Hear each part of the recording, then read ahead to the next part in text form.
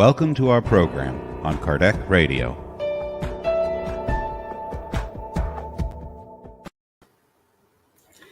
Welcome, dear friends, to Kardec Radio and the Spirit Society of Virginia in the Friday Inspirational Talks.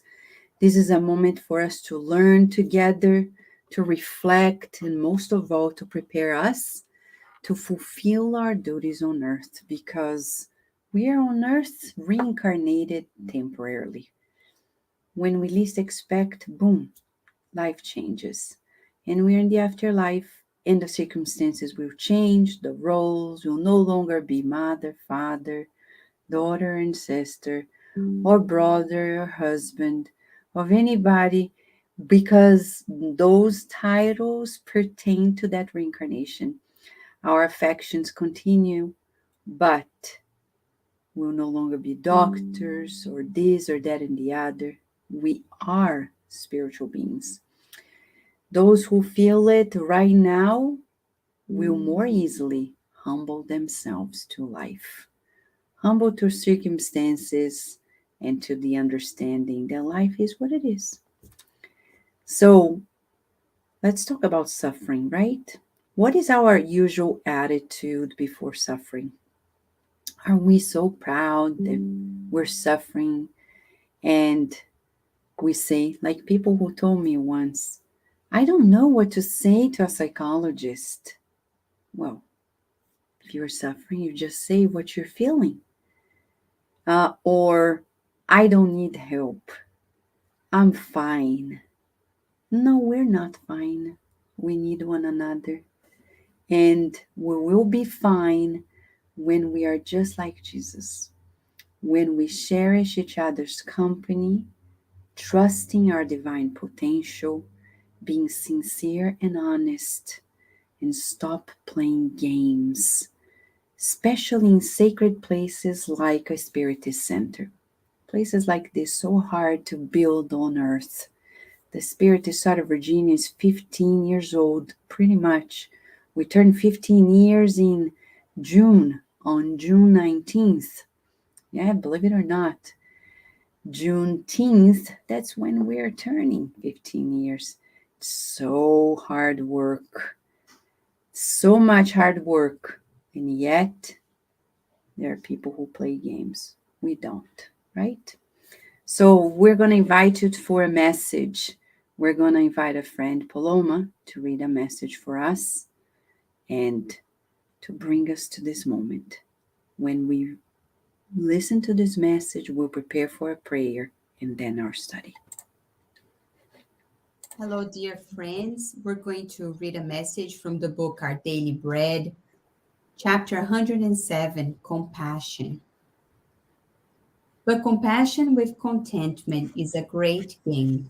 Paul.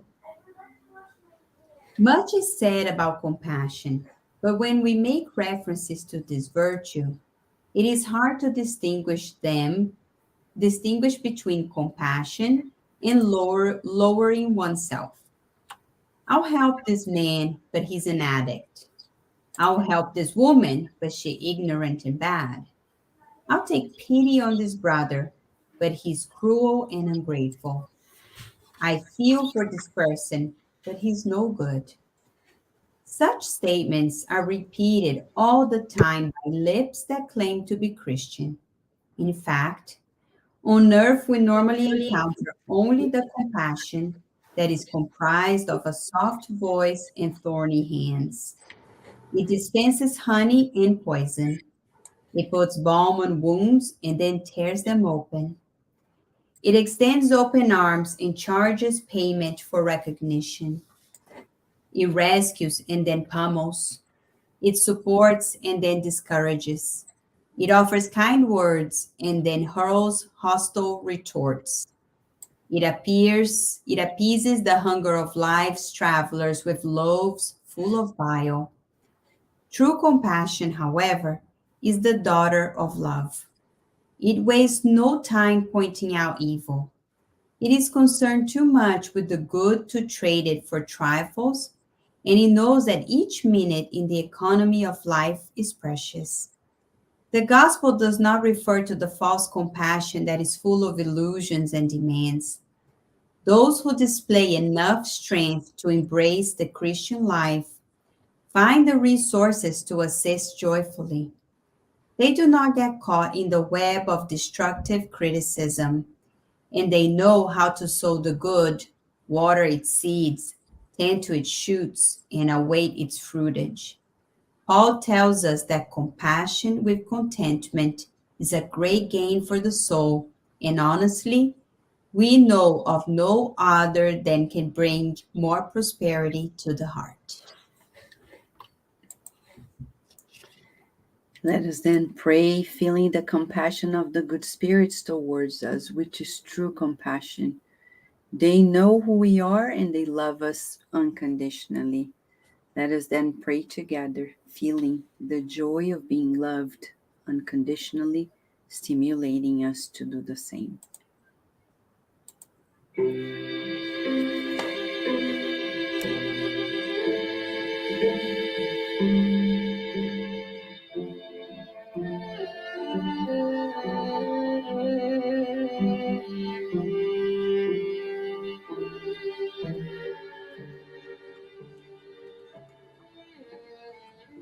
Dear God, we feel the presence of the superior spirits who have been preparing the grounds of the Spirit Society of Virginia and Kardec Radio for more than a century and a half.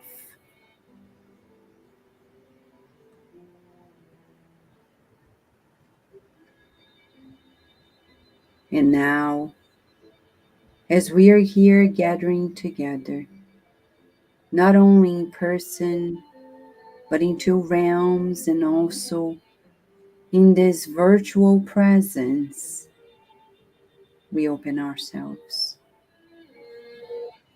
to new understanding, to take seriously and reverently the efforts of your messengers, whom in your name have worked day and night, night and day, to open this opportunity for us.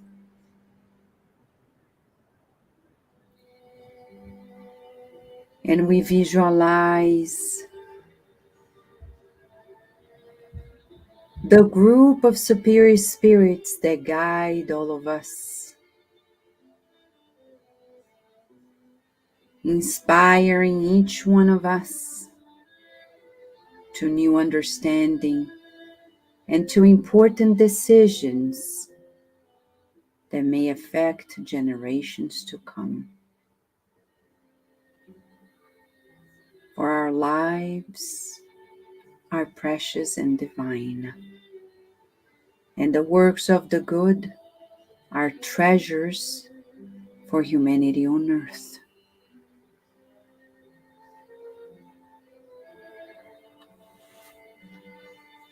As we express our gratitude to you for the much we have received,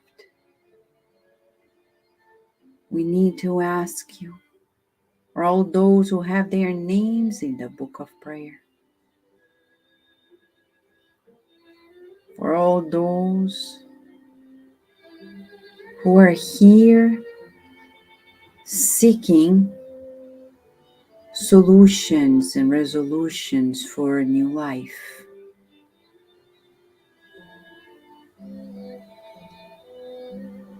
And we visualize all of our homes and the spiritual hospital at the Spirit Society of Virginia being enveloped by this light of understanding and discernment and the courage to be honest, to be sincere.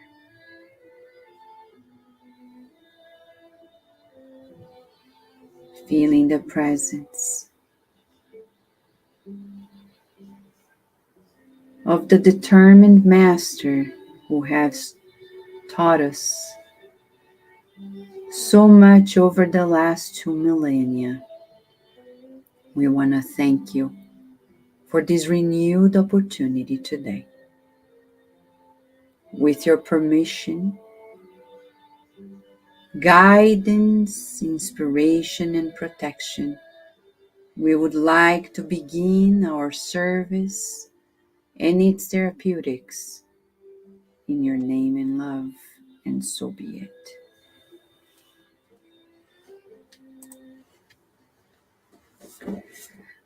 Okay, dear friends, we are going to begin our study by talking about a specific passage in the Gospel according to Spiritism.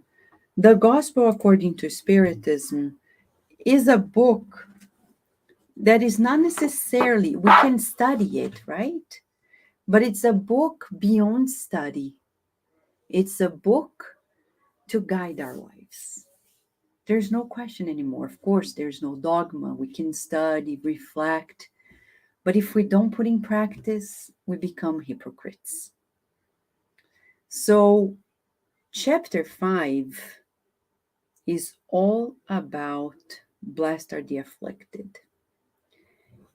Many people don't even want to hear that because they feel like it's all about suffering. No, it's about the joys of living and overcoming suffering. But it's the longest chapter in the book, the Gospel according to Spiritism. Why? Because that's the reason why the Gospel came along. If we go to the very quote in that chapter, blessed are the afflicted, for theirs is the kingdom of heaven.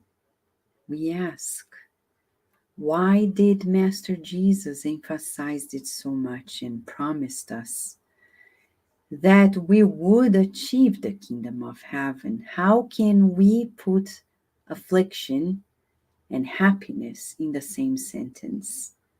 How is that possible, to suffer and to find happiness? Before we begin, we're going to go back to a beautiful interpretation that was done about this passage. It wasn't quite like this, but it's interesting to note the sequence of what Jesus said in the Beatitudes. Let us watch it together as I briefly reshare my screen with you.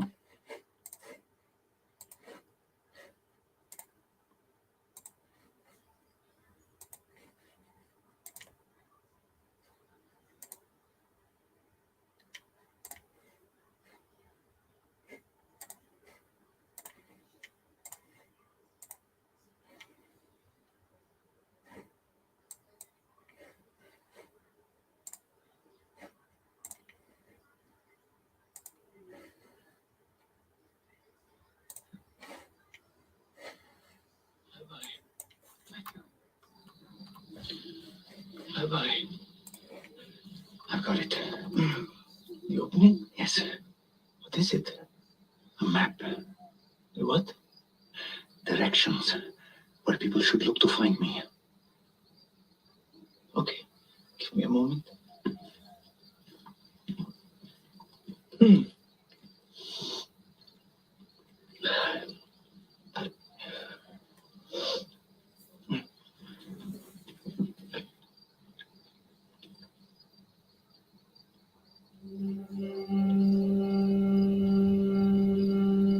Ready?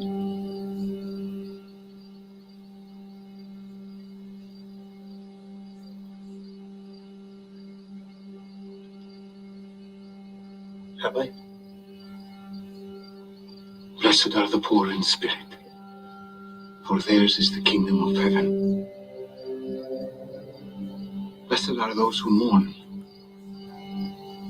for they shall be comforted. Blessed are the meek, for they shall inherit the earth. Blessed are those who hunger and thirst for righteousness, for they shall be satisfied. Blessed are the merciful, for they shall receive mercy. Blessed are the pure in heart, for they shall see God. Blessed are the peacemakers, for they shall be called sons of God. Blessed are those who are persecuted for righteousness' sake, for theirs is the kingdom of heaven.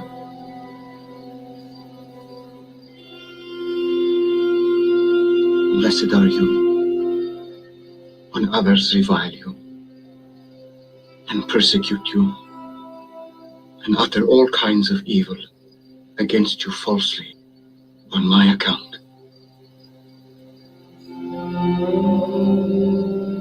Rejoice and be glad, for your reward will be great in heaven.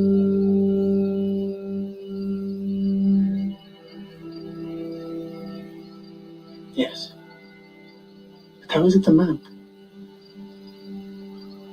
If someone wants to find me, those are the groups they should look for.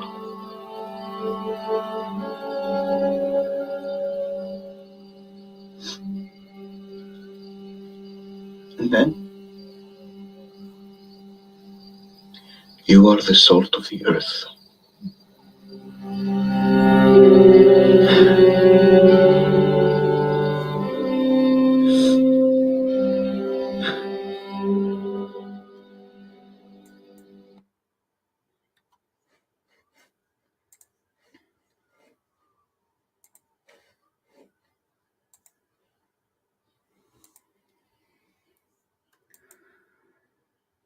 Of course, we know that this is just a passage, not necessarily happening this way, and it didn't, but it revives to us the very map of the soul. Suffering is inevitable. In the Gospel according to Spiritism, chapter 5, item 18, suffer well or badly, the good spirits bring this quote from Jesus, again, the recommendation, the understanding. And they say that on earth, there's nobody who does not suffer. So when somebody pretends they are not suffering, they're lying. Of course, we don't need to tell people and lament, yes, I'm suffering to anybody. But when you go to a doctor, to a therapist, or to a spiritist center, those are places where you can open your heart. And if you don't, then we understand the first thing Jesus said, blessed are the poor in spirit, those who do not have pride, who are humble. And they are okay if life is not presenting to them everything that they think, that their vanity tells them that they should be. I know many people who go through a lot of trouble. I remember once talking to a person in Brazil who is a very experienced spiritist. And we were talking about some other people who were going through a lot of diseases, especially Alzheimer. And I knew some of those people who had Alzheimer in their 80s, 90s. And I asked this person, said, how come? I remember them when I was young. They seem to be so nice.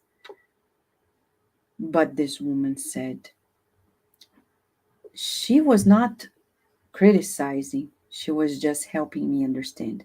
But what you don't know is that they always pretended that their lives were fine and everything was well. Pride. And you see, life at the end of the day, sooner or later, will take that from us because we need to grow in humility. But few know how to suffer well. Do you know how to suffer well? What is to suffer well? That's the main question today. What is to suffer well? To be happy when suffering? To suffer well is to tell the world in our social media that we're suffering? What is to suffer well? Few understand, says the Spirit Lacordaire. Few understand that only trials that are borne well can lead them to the kingdom of God. Few understand that. So, one thing we know, lamenting is not a way to suffer well. That we know. To complain is not. But Vanessa, if I tell my doctor, my therapist, a friend, a family member, well, it depends. If we keep bringing that out every time without resolving, that's complaining, right? That's lamenting.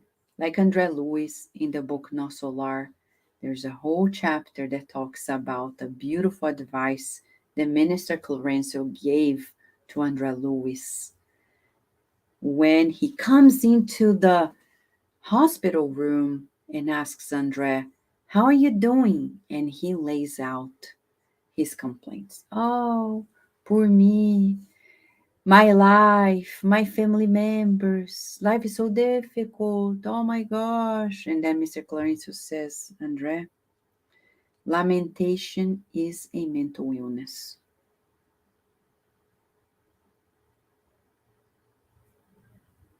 Our society is very much used to that. And sometimes we're going to do that with the wrong people. Because if we do it with the right people, they're going to help us get out of it and really help us.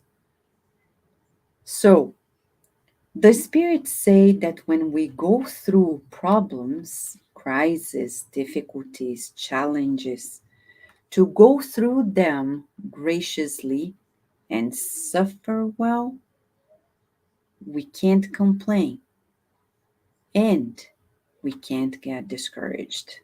They say that discouragement is a fault, and God refuses consolation because we lack courage. So today we want to talk about this disease in our society, especially in this aftermath of pandemic where the World Health Organization is realizing that more people than they reported actually crossed over due to COVID. Instead of 5 million, 15 million, and we're still waiting the numbers. And people who are discouraged because of the inflation, because of the issues. In the United States alone, 230,000 children lost a parent or two due to COVID. Almost 250,000 children in the US alone. How can we be discouraged or in dismay because we can't travel or because we can't go out and about as we want and we should, but people are already doing this and it's okay? So is discouragement a problem? Yes. In the book Good News, Bartholomew, chapter 8, is discouraged because of the challenges of life. He is complaining, lamenting, victimizing himself, discouraged. He lacks courage. And what is courage? It's to put our heart in our lives. When we rebelliously give an excuse to ourselves to be absent of life, how do we become discouraged? So today, you and I will listen to the Spirit who wrote this message in the Gospel according to Spiritism. That's the exercise for the soul. And ask ourselves, do I suffer well? Do I lament? And do I get discouraged? Do I give up? Or am I resilient? Do I know how to endure? These are so important questions. Do I give up because life is not the way that I dream about. And I can give up by drinking, become an alcoholic, by entertaining myself fruitlessly, because there are entertainments that are healthy and productive, but there are types of entertainment that are very dangerous and fruitless and become almost suicide. When we spend a whole night in a party without any good fruit out of it, or watching TV or playing video games, watching porn, talking bad about people because life is so boring, or we don't feel encouraged to embrace life. To talk more about this, we are going to ask Daisy to kindly join us and help us bring a case of what not to do when we are facing life's challenges and sufferings. Do we retreat in discouragement and dismay, in boredom? So, Daisy, we are all yours. Thank you, Vanessa, and good evening, friends. So, to illustrate exactly what we're talking about, we're gonna present a case that is in this book, Heaven and Hell by Allan Kardec. And we invite everyone, don't be discouraged as we're talking here because of the title, Heaven and Hell. No, it's a wonderful book. There are two parts. The second part, Kardec brings to us cases, examples that he saw in his mediumistic meetings. And it's breakdown by the types of spirits. Allan Kardec has a wonderful educator. So we can read about happy spirits, suicide spirits, suffering spirits. And tonight we're gonna be studying together this case of Anjali that is described under the hardened spirits. But before we go to the case, as we're talking about discouragement, inertia, let us read more because Kardec describes to us this class of spirits. Who are they? He says that harness spirits, a large number of them, not all of them, but a large number of them, they are stationary in pride, in indifference, in apathy. So, exactly as we are studying here tonight, they are still so focused. They are indifferent from what is happening in the world. If people are sick, if people lost loved ones, they just worry about themselves. They lack empathy towards the feelings of others. So they only think about themselves. Allan Kardec says that they are actually unhappy. They might not say so themselves, but they are. They suffer because of their inertia, because they don't have the worldly distractions as compensations. Friends, inertia. Let us tonight reflect as Vanessa brought to us. We go through our days, we go to our day to day tasks, and what society shows us?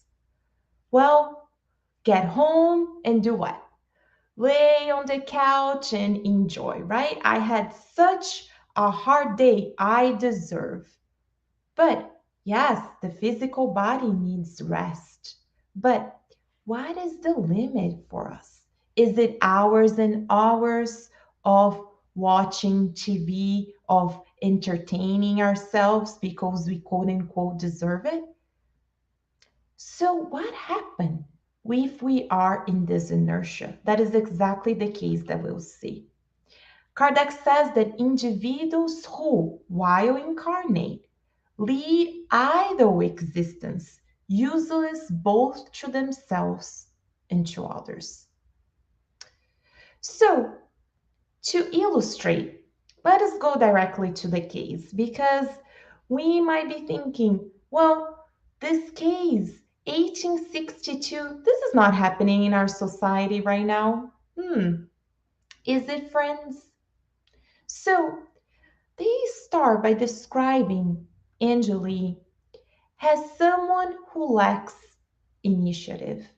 We will hear the case in a few minutes, and she will talk how she had actually a husband, children, she was married. But when asked about who took care of the family, she said she had maids. So she lacked the initiative of doing the task that was assigned to her, her duty as a wife, as a mother. She was useless to others as to herself, and she loves only the passing pleasures of life. She will say and describe to us that as a young girl, she was focused on entertaining herself, and later in life, she described herself as someone that was always bored. Boredom. We nowadays hear that so much. I'm bored. I'm bored. I don't know what to do. Well, friends, tonight we are invited to exclude this word of our dictionary and of our children's dictionary. There's so many things to do. How can we be bored? Are we only seeking the passing pleasures of life? Because then suffering comes, as Vanessa was described, and people want to do what? They want to run away. Angeli was incapable of seeking an education, not because she didn't have the resources, but because she didn't want to learn something new.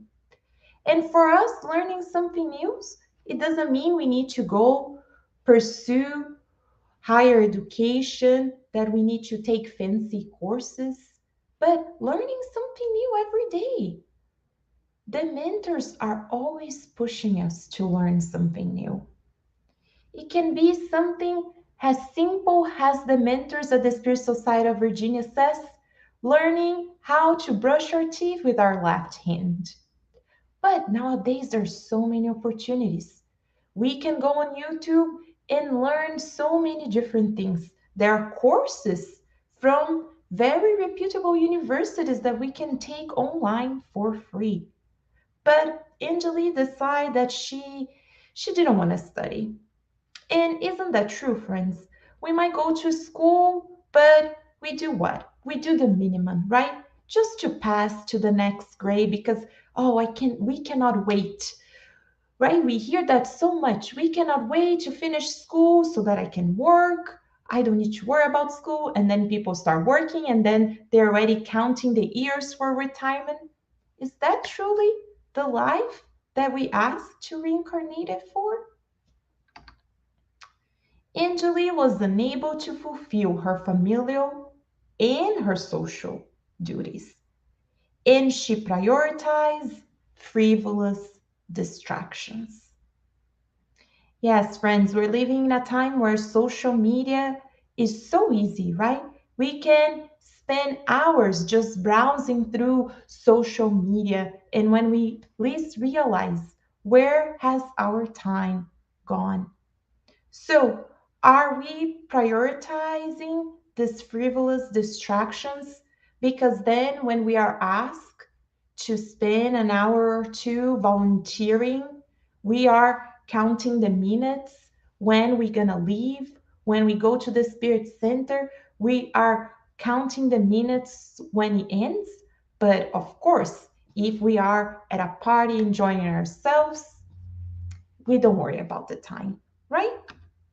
And then they say that although she didn't commit any serious wrongs, she displayed no so special qualities either. Yes, friends, we're gonna learn that not doing something good is evil in itself because there's no neutral zone. We are either doing something constructive or in turn it will be destructive. So, before we continue, let us go straight to the case and let us hear.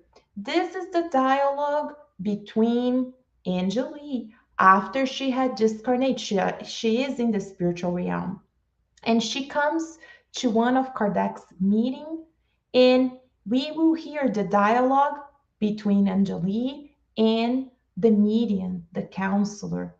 And let us pay attention how she described her state in the spiritual realm and her life here on earth. And if you want to hear other cases, all these beautiful cases, they have been recorded by Kardec Radio's team and it's available on SoundCloud. So we invite everyone to hear not only this case, but many of the other cases.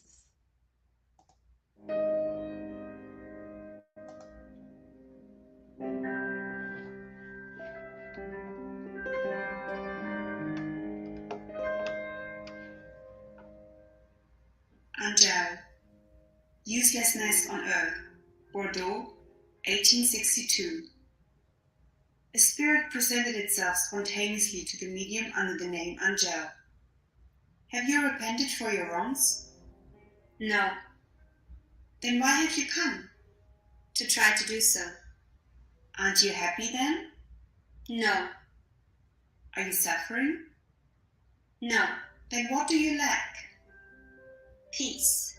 While admitting that their mental state is unbearable, some spirits consider suffering to be only that which reminds them of physical pain.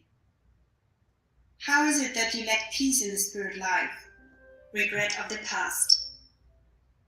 Regret of the past means remorse. Have you repented then? No, it is for fear of the future. What are you afraid of? The unknown. Would you be willing to tell me what you did during your last existence? Perhaps that would help me to enlighten you. Nothing. What was your social position? Middle class. Were you married? I was a wife and mother. Did you zealously fulfill the duties of both positions? No, my husband and kids bored me. How did you spend your life? Entertaining myself as a young girl, getting bored as a young woman. What were your occupations? None. Who looked after your house? The maid. Isn't it in this uselessness that you might find the cause of your regrets and fears? Maybe you're right. A cream is not enough. Would you like to atone for that useless existence by helping the guilty spirits suffering around us? How? By helping them improve themselves with your counsels and prayers. I don't know how to pray. We will do it together. You will learn. Would you like to? No. Why not? It's tiresome. Instructions by the Medium's Guide.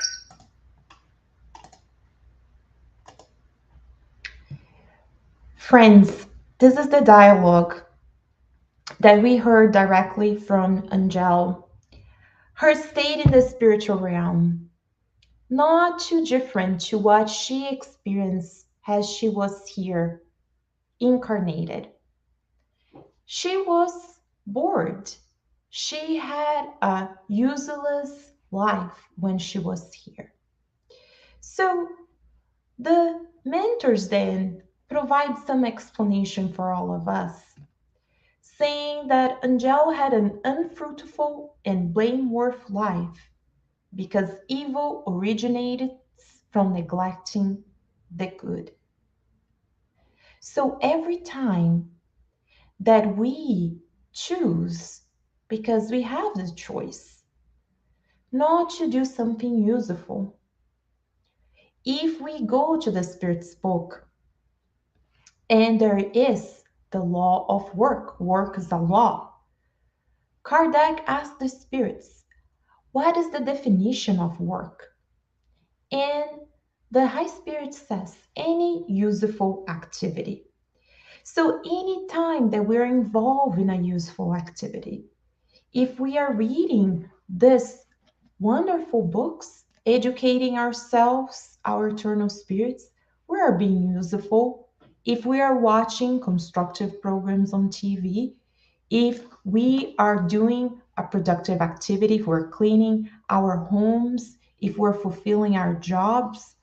So that is the point for us, because when we choose to be inert, to feel bored, then that's when evil will originate. If we go to the Spirit's book, Kardec asks this very important question that changes the way we see life. He asks, in order to be pleasing to God and to ensure our future situation, is it enough simply not to do what is evil? Is it simply enough to just not do what is evil? They say no. All must do the good to the best of their abilities, for all will answer for all the evil that resulted from the good that was left undone.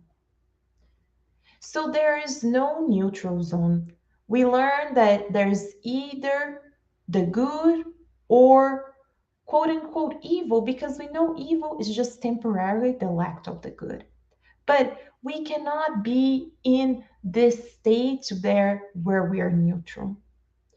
So, as we're making daily choices, we need to think, are we being discouraged and want to escape from the realities, the hard work that comes, the quote unquote suffering, because we know we are here to learn and improve ourselves?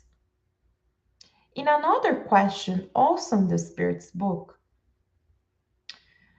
the Spirit's complement saying that each one of us will have to answer for any intentional inactivity during our life, and that such uselessness is always fatal to our future happiness. So, friends, it's not about the immediate pleasures in life. We need to change your perspective to look at our eternal spiritual beings. What are the choices? Because that inactivity, that uselessness, we gonna have to answer for that as well. Remember, it's not enough not to do what is evil. We need to do the good all the time. So the mentors in this case, by explaining to us that we human beings have been created to be active. We should be active physically, but also spiritually. They say there's the activity of the spirit, which is our essence. So, being active spiritually, feeding our spirits with constructive readings, with constructive music, with our daily conversations. We are feeding our souls. So we need to take care of our spirits. But we also need to take care of our physical body, because this is the vessel that we were given. So, activity of the physical body is a necessity. And science already shows us that yes, we need to take care of our body by exercising, by our dieting, by our diet, eating healthy, by also the choices that we make. So then we know we need to be active physically and spiritually. And they say that to achieve that peace that all of us want, well, then we need to aspire, that we all aspire, it will only come after work. So to achieve that peace that we all want, it will only be achieved after work. If we read all the books by Emmanuel and Andrea Lewis, and we see this high elevated spirits, we never read that they were inert, that they were there bored, just chilling, saying, I don't have nothing to do. On the contrary, they were putting themselves, they were being useful. They were not discouraged if they faced challenges. And they end this case by saying that in fulfilling our duties, if we do fulfill our duties without exception, if we fulfill them with zeal, with care, with courage, with perseverance, then our faith will uphold us. And that's how we would like to close, friends. Thinking about the case that we heard tonight, as we talk about learning how to suffer well. If we accept our duties, if we fulfill them with care, the duties that start in the family that we were giving, in the family that we put together, our blood relatives and the constructive family, our co-workers, our spiritual friends. So if we fulfill our duties with courage, not giving up, not wanting to run away and just enjoy life, but being there day in and day out, persevering, knowing that everything happens for a reason, that God is with us no matter what.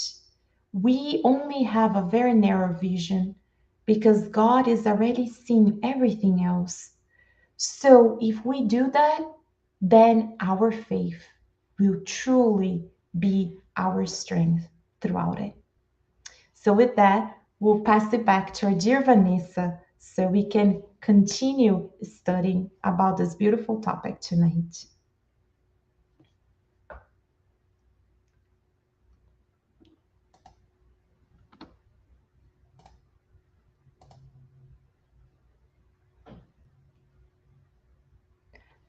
Vanessa, I can hear you. Thank you. We go back to Kardec in the Gospel According to Spiritism, chapter 5, item 18. When the good spirits were telling us, Lacordaire is the spirit.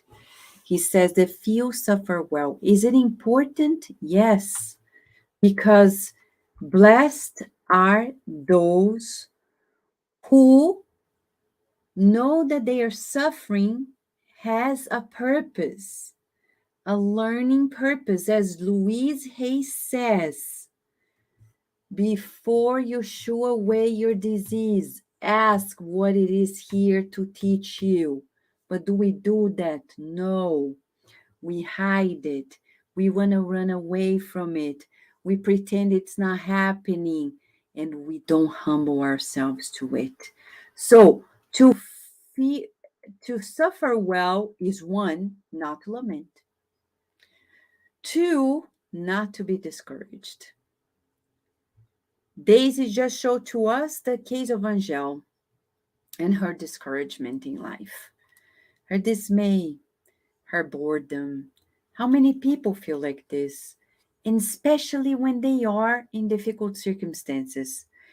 Elderly people who are around the corner from going back, as if the younger ones are not, because we never know when we're going to discarnate. And they say, yeah, I know I'm here just waiting. No, don't wait for death, because you're going to regret, as Daisy showed in the Spirit's book. The good that was left undone. If we are still reincarnated, there is a reason and a purpose for us to be here. And waiting for death is not in the list, the to-do list.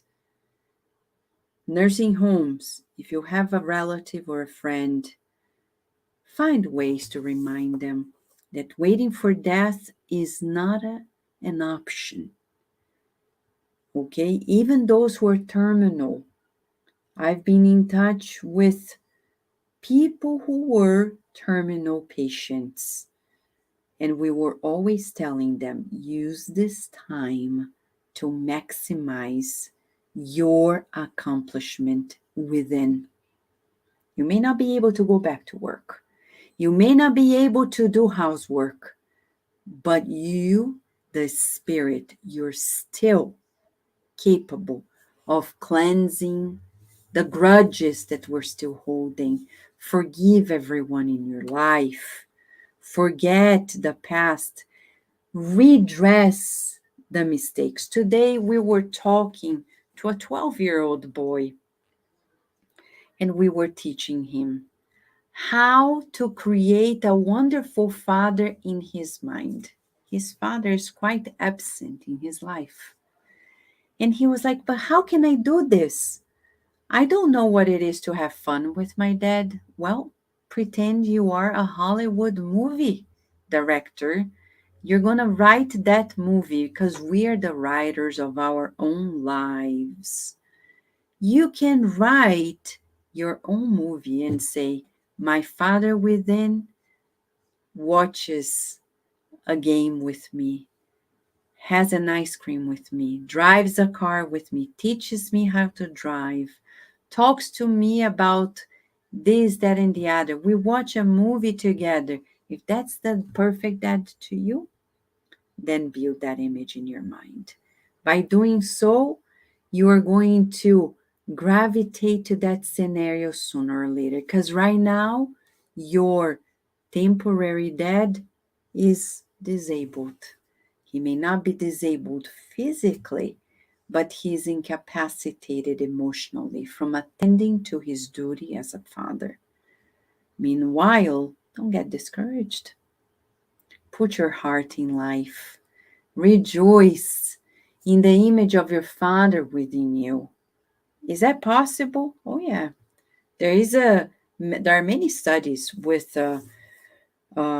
American war veterans who came back and learned how to rewrite their lives. Rewrite, literally.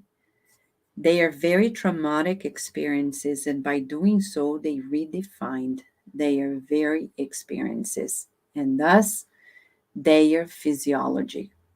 It had a huge effect in their PTSDs, the post-traumatic stress disorder.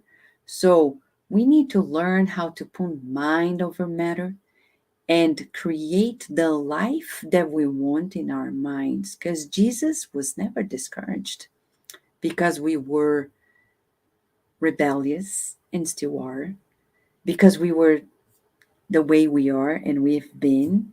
Jesus is never discouraged. So few suffer well. We're talking about learning to be resilient, the capacity to recover quickly from difficulties and to endure, the power of enduring an unpleasant or difficult process or situation without giving way.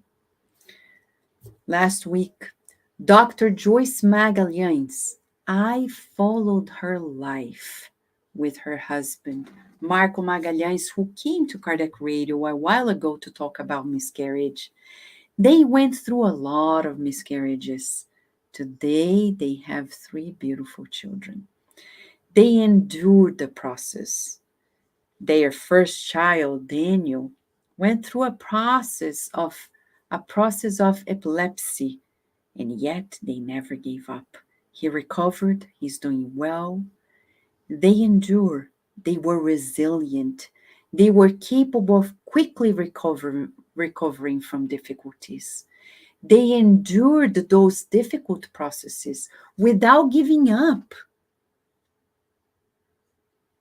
And that is how we suffer well. We are resilient, we endure, we never give up. Never. Some people don't give up physically, but they give up emotionally. They give up on the possibilities of achieving what they need to achieve. If Thomas Edison had given up, trying more than 600 times to create the lamp, we wouldn't be here today. Maybe somebody would have created it, but it would probably take much longer.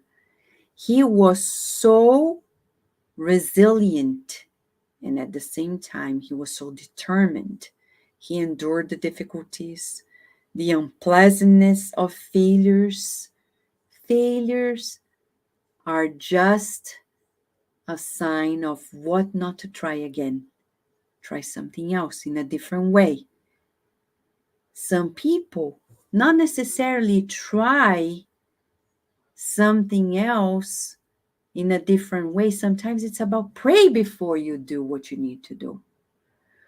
Pray after you finish what you need to do. Pray every day. Pray more often.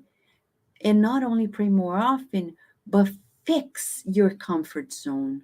Try to sacrifice your life a little more to the benefit of others, and you will see that life changes before you even see how it did.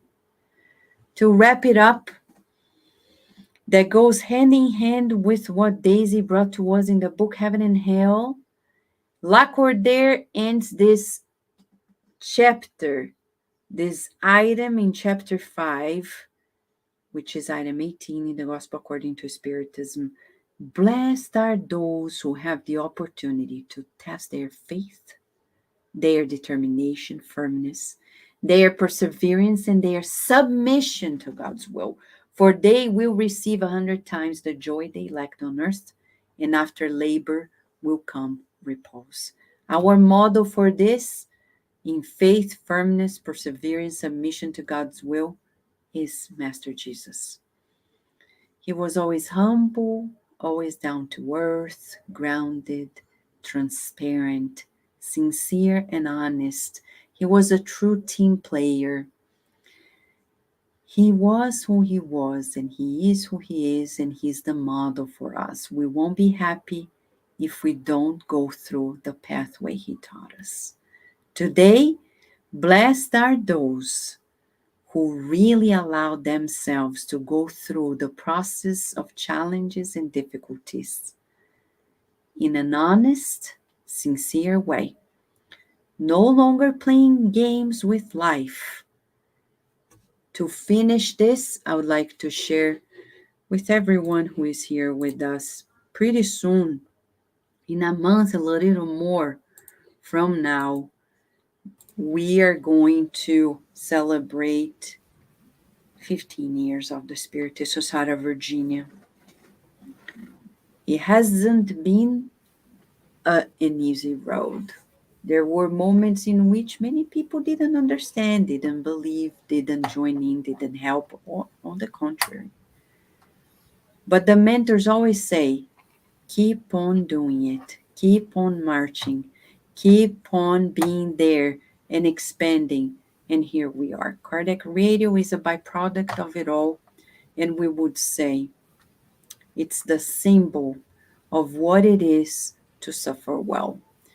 We have stories and stories to tell you about the times in which people won't believe in what you need. They will even despise you for what you believe. I know a good friend who is the president of a Spiritist center in the United States. He wasn't a Spiritist back then, more than 20 years ago. And he thought I was a little witch because I'm a medium. Today he's a Spiritist, and he's the president of a Spiritist center. So here we are, dear friends. If we are sincere, transparent, and endure, we will achieve the kingdom of heaven, which is, as Daisy put to us, fulfilling our duty. And our duty before society is to do what we would like to receive. If we want people to be sincere with us, we need to be sincere. If we want people to be honest with us, we need to be honest. If we want people to be team players in our lives, we need to give the same. So we're sharing this with you also because on the other channel at Kardec Radio, Karen and Luciana were teaching our children about a very important topic, right, Karen and Luciana? Right. We were teaching the children about the importance of feeling gratitude towards mothers, because mothers make themselves absolutely useful at all times by being mediums of God's love. And we reminded the children that every day needs to be Mother's Day, because of how useful mothers are and important mothers are before God, and honoring mothers and fathers is actually one of God's laws, right, Lou? Right, Carol. And we also remind the children that Jesus is the best friend of all mothers, because as Jesus is our guide and model for the whole humanity, he's very close to mothers because they're our guide and model while we are in the family. So they're always guiding us. So we have a very special class full of gratitude. We felt so much love about our mothers. So I hope everybody can enjoy all this love throughout this weekend. All right, so we have a lot to share on Sunday. For those who are local and will find us presentially at the Spirit side of Virginia, we will extend this topic by talking about saying no to victimization, and the children will have a very special lesson to boost their relationship at home, the home with their parents, the relationship with their parents, with their caregivers. For now, since we don't have any question or any further comment, would like to finalize this session with a passes prayer that will be led by Paloma.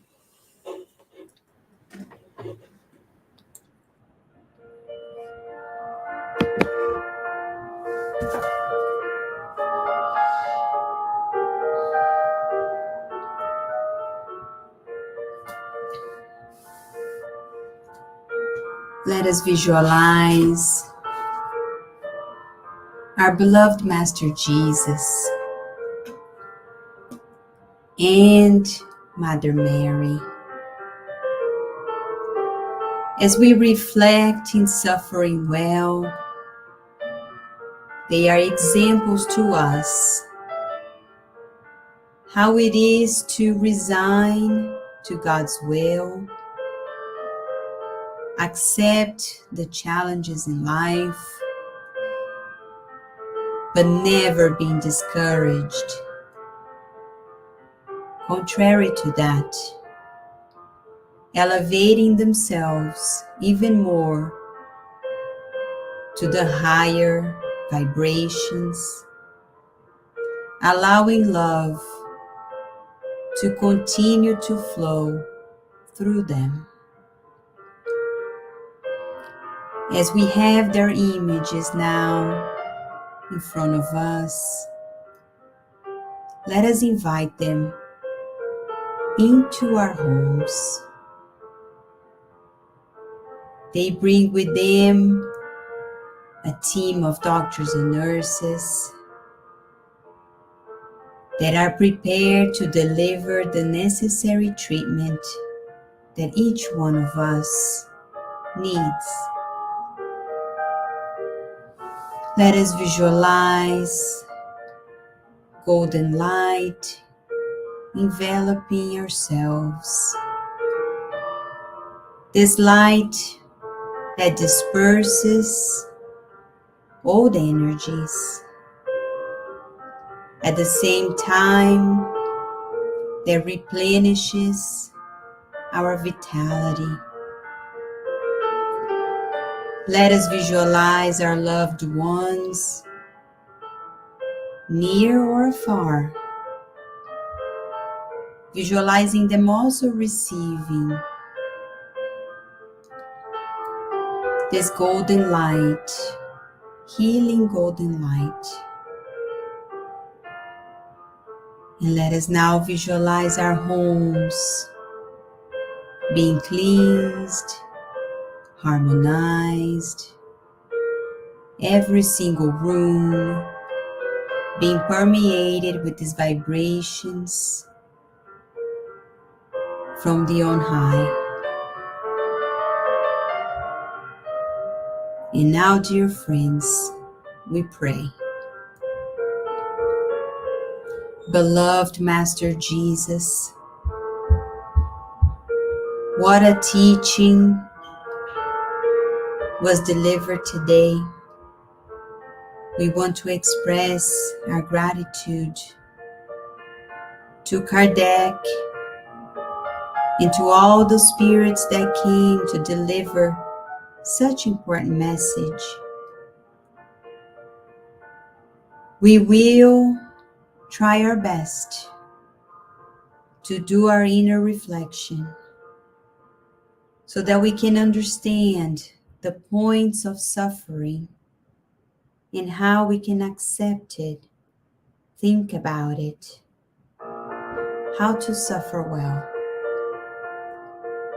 We pray, Divine Master, for our planet, as it's still so full of suffering. We see it everywhere in so many different ways. So at this very moment, we visualize a healing shower of golden light across the globe, being dispersed directly from your hands. We visualize a circle of spirits all around the planet, the spirits that vibrate for us at all times. In keeping this image in our minds, in feeling your love in our hearts, we ask for your permission to close these moments of study of tonight, and so be it.